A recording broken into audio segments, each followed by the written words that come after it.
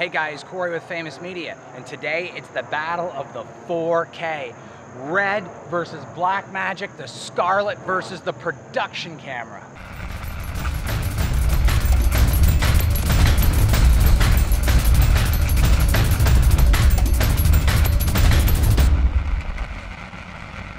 Now, to put these cameras against each other, some people would say is crazy, but in reality, we're looking for affordable 4K shooting, and that's where Blackmagic comes in handy. The Red, no one's taken anything away from it. I know myself, I love the camera. It is just a monster and it performs so awesomely. Now, the thing is though, is just the lens mount and brain alone for the Mysterium X sensor I have in this one, this Scarlett particularly, is well over $10,000. Now, in order to beef up the camera so that it'll compete with the Blackmagic, we have to get it a side handle, and we have to get it a Red Volt battery, and the screen, and the side SSD reader, and of course the SSD, which in turn puts it neck and neck as far as being able to shoot and being able to have a screen to see, a battery and stuff like that. And by the time you do that, you're well into the $13,000, $14,000 range versus sub $3,000 range. Now, something to note here. The battery in this is internal and it does last about an hour, hour and a half. The batteries in the Red Volts, will only last you about 15 to 20 minutes. You may get 30 minutes out of it, but I highly doubt it because I don't get no more than 20 out of them. And they're $250. Now, the SSD cards in the Blackmagic, you can get 480 gigabytes, and you can get the Extreme Pro from SanDisk, which is the best you can get, and they're only about $360. Versus 64 gigabytes for the Red Mag, and those things are well over 700.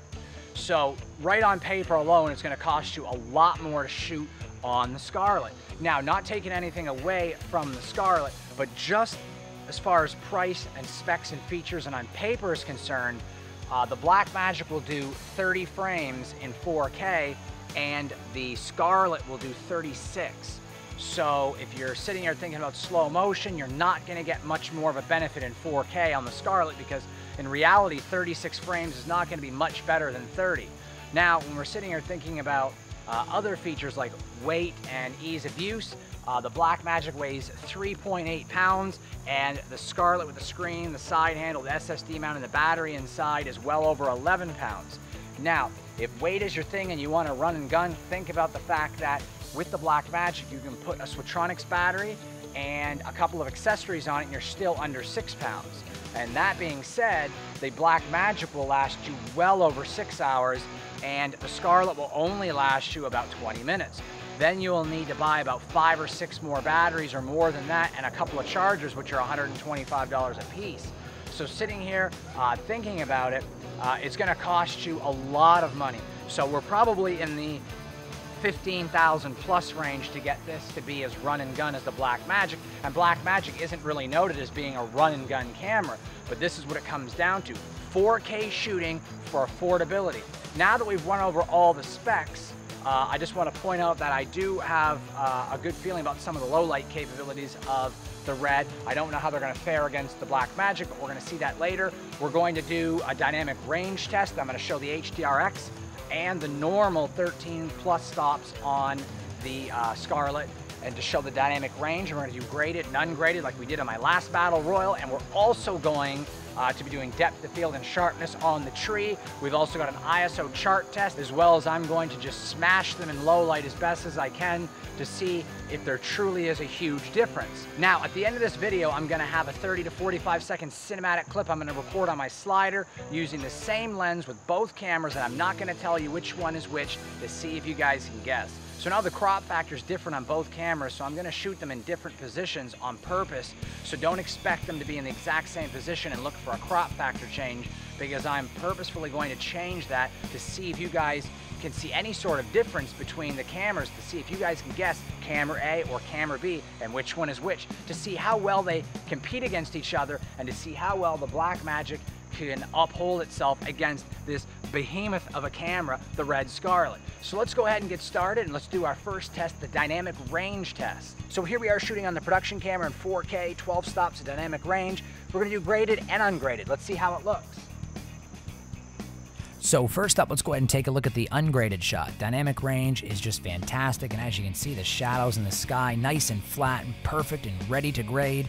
By the time we go on to the graded shot, the colors and the sharpness, the sky is beautifully blue, no blown out highlights, it's just stunning. Let's go ahead and look side by side so we can show you guys the difference between graded and ungraded. The camera truly is marvelous with its Cinema DNG profile. So now it's time to bring over the Red Scarlet, and we're going to be using the same lens. I didn't explain that in the beginning, but we're using the Canon 24-70 USM2 lens. So here we are at the Scarlet, and I just want to point out one great thing is that the A through D buttons and all the quick menu buttons on the handle are amazing. You just press the white balance button, it'll automatically set the white balance. It's very accurate, and there's also a toggle for focus and zoom, which is really cool. But we're shooting on the 24-70. Both clips are going to be shot at f/16. So here we go. This is non-HDRX mode. So here we go with the Red Scarlet ungraded. Nice flat profile, nice and sharp and ready to grade, not losing any details in the midtones or the highlights. Here we go with the graded shot. The sky is starting to pop. You can see the clouds and the haze where the sun is, and the colors coming out of the image are just gorgeous. And side by side, you can see what we're gaining after we're done grading the image out of the Red Scarlet. It looks astounding. It's just beautiful. So now that we're finished with the Scarlet clip, let's go ahead and use HDRX mode. We're going to keep it in 4K, but it only does 15 frames a second. No big deal because we're not really going to be moving the camera, so we can get away with it. Normally, you'd have to go down to 3K in order to get your 30 frames. So here we go with the HDRX shot, ungraded, and as you can see, it's flatter and has more dynamic range in the shadows and highlights than the previous shot did. Once we grade it, it looks even better, a little sharper, more mid-tone detail, and the highlights look fantastic. Let's go ahead and compare it side by side, HDRX ungraded and graded, and you can see the difference here. Once you grade the shot, it totally comes to life. So let's go ahead and compare the shots side by side. HDRX is flatter than the regular shot from Red, but the production camera does look like it's going to give more dynamic range. Once we go ahead and grade the shots, we can see that the HDRX does better in the highlights than does the regular Red shot. However, the production camera does have the most dynamic range, surprisingly, and when we crop in 300%, the production camera is by far the sharpest and has the most dynamic range, and I can assure you, I double-checked the focus. All of them were focused to infinity, the exact same position. So let's go ahead and start our depth of field and sharpness test. We're going to get the Canon 50mm 1.2, and then we're going to stop it down to f8 for sharpness on the tree like we did in my last battle royal. So here we are shooting at f1.2 on the Canon 50mm, and it is just so creamy, almost nothing left in focus, just a gorgeous lens and a gorgeous shot.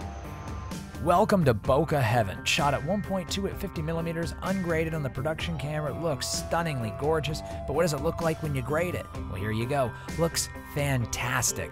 It's nothing but creamy goodness in the background, still some good sharpness on the tree though. So now we're going to go ahead and stop that down to f8 and see how sharp the tree and everything is, and do a sharpness test here. So at f4 shooting and ungraded, this is the production camera, and the tree does look very sharp. Background still nice and blurred out, and as we grade that shot, you can see the detail in the tree. There is a whole lot of detail and sharpness in that tree. Background blurred out beautifully. So here we are shooting on the Red Scarlet, same thing, f1.2, to see how much shallow depth of field we can get. And welcome back to Bokeh heaven. 1.2 ungraded on the Scarlet. So creamy and smooth in the background. Details in the tree look fantastic. Once we grade it, the colors are just gorgeous. Just a fantastic image. One of the best I've ever seen for shallow depth of field. Just beautiful. So here we go shooting at f4 to see the sharpness on the tree. Looks pretty good, and it looks tack sharp. It's hard to tell which one is sharper though right now, but we'll know once we get it into post. Here we go, Red Scarlet f4, ungraded. The detail in the tree looks fantastic, nice and sharp, background creamy and smooth like it should be. Moving along to the graded shot, you can see that the tree detail is just marvelous. The background colors are just stunningly gorgeous. So now let's go ahead and compare the shots side by side. There seems to be just a little bit more tree detail on the Red, but I did kind of blow out the one in the production camera. Depth of field about neck and neck. We color correct, same thing. Both shots stunningly gorgeous, shallow depth of field. Now let's go ahead and move along to f4, and you can see that the bokeh is a little smoother on the Red because I had to step back on the production camera due to the crop factor difference. Graded shot reveals the same thing, however the sharpness on the tree is better on the production camera. There's definitely more sharpness there, and when we go ahead and crop in side by side at 300%, it's the same thing as the trees we did earlier. The production camera is just plain out sharper and more detail. So guys, that wraps it up for the dynamic range and the depth of field test. Let's go ahead and start with the low light test, the ISO chart test. I'm also gonna put them through a little bit of torture in dark lighting conditions and push the ISO and the gain in post to see which file holds up more. Starting out first with the production camera ASA 200 in this fairly dark situation I have set up, of course, no noise. Moving along to ASA 400, which is the sweet spot of the camera. Looks fantastic, so clean even an OCD person can't figure it out. ASA 800, do you see FPN? Because I don't, and it's definitely not in this image. Looks fantastic. Pushing it one stop in post gives you ASA 1600, still very usable image. And moving along to ASA 3200, you can still use this image, although the noise is starting to creep into the midtones. Just give it a little noise reduction. By ASA 6400, it's really starting to fall apart, but what do you expect? This is a 4K camera. Moving along to the Red Scarlet, starting things off at ISO 200 and 400, same harsh lighting condition as the production camera, no noise whatsoever. Moving along to ISO 800, and there's still no noise. The image is so clean, it makes an OCD person wonder how it's possible. By the time we get to ISO 1600, the noise starts to creep into the midtones and the colors slightly start to degrade. Not quite as clean as the production camera at 1600, pretty clean. ISO 3200 does start to get worse and is the limit for usability, and by 6400 it looks like I shot this on my iPhone 4 from 2012. Now, comparing the cameras side by side as we move along the ISO range, you will notice that the noise in the production camera is finer and more like a film grain, and that the noise in the Red Scarlet is more blotchy, and a lot of the blues and purples start to flash out in the shadow details. So overall, the production camera is cleaner at high ISOs as there's a lot less blotchiness and color noise coming out of the camera. And you'll see this start to happen around 3200, and the production camera actually is more light sensitive. As you can tell, it's a brighter image. And right here you see the noise. Let's give it a noise reduction. And there you go. Both images look pretty good, but the colors are definitely more blotched in the red. So this next test I set up just like a wedding reception or event would be. Very dark, very little light, if any at all. And as you can see, even at ASA 400, the production camera still gives a pretty darn good image, and this is with no on-camera lighting. Even at ASA 800, I still don't see any FPN, and there's no light in this room at all. Now I add an on-camera lighting at ASA 400. Look at the image, and this room is pitch black practically. Let's go on to the red, and as you can see, same thing. It does fairly well at ISO 200. Moving along to 400, you will notice there is slightly more noise than the production camera, but it's still pretty usable in low light. Even at ISO 800, it's still a usable image, and this room is pitch black practically. Although slightly more noise than the production camera, ISO 400 with on-camera lighting looks great. Side by side, as you can see, ISO/ASA 200 is identical on both cameras, although the production camera seems just a little darker in this situation, but you can see at ISO 400 the red is slightly noisier, and by ISO 800 there's definitely more noise in the red file. Now side by side, here we go looking with on-camera lighting at ISO 400, and they both look great, although the Blackmagic is cleaner. So now it's time for the rolling shutter test, and the production camera has a global shutter, so you can see there's no skew or wobble or jello effect, no bending and warping space and time, just a great usable image. Let's freeze that frame. No rolling shutter. Now it's time for the red. And as you can see, unfortunately, even a $15,000 or $20,000 camera still exhibits the rolling shutter jello effect. It's like it's bending and warping space and time, although better than most, if not all, DSLRs. But you can see here from the image, it's pretty bad. Now here we go side by side between the red and the Blackmagic production camera, and you can clearly see that the production camera does much better in this strenuous test. Let's freeze that frame here so you can see them side by side. And as you can see, the production camera wins hands down. It's a no contest. Now moving along to the ISO chart test to test the sharpness of each camera's sensor. You can see at 100% crop, the Blackmagic production camera does a fantastic job. The image looks stunning. Cropping in 300%, you can see that the image is very sharp. The sensor truly does resolve all kinds of detail, and it shows you right here how powerful the sensor is in the production camera. Now it's time for the red test. At 100%, same thing. The image does look very sharp, Can't really tell the difference between the two cameras at 100%. This looks fantastic as well, very sharp, but let's crop in at 300%, and as you can see, it does look very sharp as well. Still really can't tell the difference as they're not side by side. It does look fantastic as well, but let's go ahead and compare them side by side. At 100% crop, you can't really tell the difference, although I do think the production camera may be very slightly sharper, but still really can't tell at 100%. So let's crop in 300% and see them side by side, and here you can clearly notice that there's no doubt that the production camera is noticeably sharper than the Red. I double-checked the focus, they were both spot on. It's just a sharper camera. Now, here is a cinematic clip I shot with both cameras, which I have a link to on my YouTube channel as a preview to this completed video that I posted last week. Let's see if you guys can tell the difference and which camera's which. I know the crop factor's higher on the Blackmagic production camera, so I changed my distance between the cars that I was shooting on purpose and kind of messed everything up on purpose as far as how close I was to the cars, so that you can't use the crop factor as a way to determine the difference between the cameras. So I played with the color correction settings and different things so I could get them as close as I could to each other, but I moved my positioning closer and further away on purpose between different shots, so there's no real way to tell based on that crop factor. So let's go ahead and guess and see which camera do you think is which? Camera A and camera B. Which one's the Red? Which one's the Blackmagic production camera? And one more thing to note, I did shoot at different apertures on certain shots, so don't use the difference between the depth of field on different shots to determine the camera either, because I did kind of change around some of those shots as well.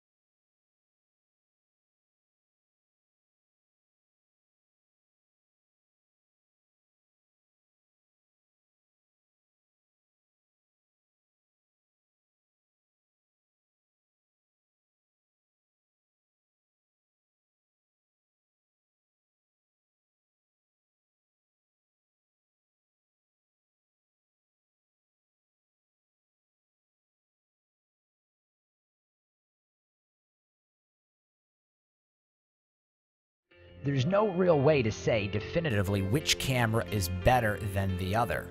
It really comes down to what fits your needs and your uses properly. The Red has become a film standard in the industry over the years and earned its name. However, in this circumstance, the Red is over 6 times the cost of the Blackmagic production camera. And with that in mind, the Blackmagic production camera is definitely better in low light. It's clearly sharper in every image test we did, and overall a more pleasing image in my opinion. It's a lot easier to grade, and there's definitely more usable dynamic range in most circumstances. Now, side by side, the production camera weighs about 8 pounds less. The battery lasts about an hour and a half, whereas the Red is about 15 to 30 minutes. You can buy a Switchonics battery for $329, and it's about a pound. Add that on, you got 5 hours of shooting, whereas the Red Volts only last 15 to 30 minutes, and they're $250 each. Now, the 64GB Red Mag is well over $700 versus an SSD at 480GB, which is only about $350, so there's a huge difference there. There's also the dreaded FPN issue that people were scared of on the production camera, and of course, Blackmagic designed under-delivering on their promises, but as you can see from the test, there is no FPN. They've added formatting in camera, histogram, audio meters, and time remaining, and it's fantastic. It's so amazing to have a camera company giving us the high-quality images for such a low cost, and truly comparing the images side by side. The the Blackmagic production camera isn't just the better camera for the money, it's overall the better camera. So guys, this was a fun comparison between the Scarlett and the production camera. I'm completely blown away on how the production camera not only held its own against the Scarlett, but was in fact the better camera most of the time. And the reason I say that is because it's better in low light, it's sharper, and I did check the shots numerous times. Both lenses, the same shot, same lens, same focus to infinity. I double checked it, triple checked it. It's just simply the Blackmagic production camera is resolving finer detail. Plain out, it's just a sharper sensor. I don't know how else to put that. Hopefully I'm not offending anybody because Red's an expensive camera, I know, but the production camera has got more details and it's just sharper. It just is. It's an amazing camera from Blackmagic Design. It is also a sixth or less of the cost. It weighs only 3.8 pounds versus the 12 pounds of the Red. You get way more battery life, and it's easier and cheaper to add more battery life to it. You've also got the SSDs, which are less than half the cost, and they're 480 gigs versus 64, and there's more options available for the production camera for different brands and different capacity SSDs. So I just want to mention that the production camera is just the more practical camera due to the fact that it's lighter. It goes on jibs and sliders and tripods that can handle less weight because it's not as heavy, which makes it overall more productive, more efficient for cost, and it's just easier to move around and hold in your hands. It's a lot less weight and a lot cheaper in every way. So just because it's cheaper doesn't mean it's not as good. As you can see from the test, is the biggest bang for buck on the planet. And with Ursa coming out, that's gonna be just amazing too, but the production camera is significantly lighter than both of those cameras, the Scarlett or the Ursa. The production camera is the camera to go to. It is so cheap. It's like a 5-finger discount. You can't beat it. Where are you gonna get features that compete with Red and are better in almost every way, especially for the cost, $3,000 or less? In reality, it is a 5-finger discount. Kudos to Blackmagic for giving the film community something that they can use that can hold up in the industry in every way and not break our bank. It's just amazing. So nobody's taking anything away from the Red. It's a great camera. I love shooting on it. It's just fantastic. However, the cost, $18,000 versus $3,000. You got to think about that. And practicality, if you're a wedding or event videographer, or you're shooting small corporate videos and interviews, the production camera is going to be sharper, better dynamic range, lighter, longer lasting batteries, more memory card space, and you're going to spend around $3,000 versus, you know, $15,000 to $18,000 depending on what you get for the Scarlett.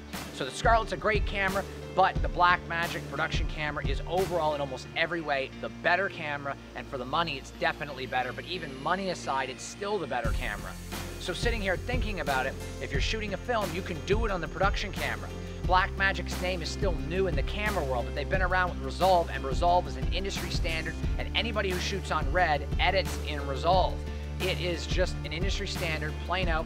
Blackmagic have been in the color correction and film game for a long time. They know what they're doing. They made a few mistakes in the beginning, but everybody does. They have fixed every problem. There's no FPN in the production camera anymore, as you can see from the images. I'm not getting any of it ever.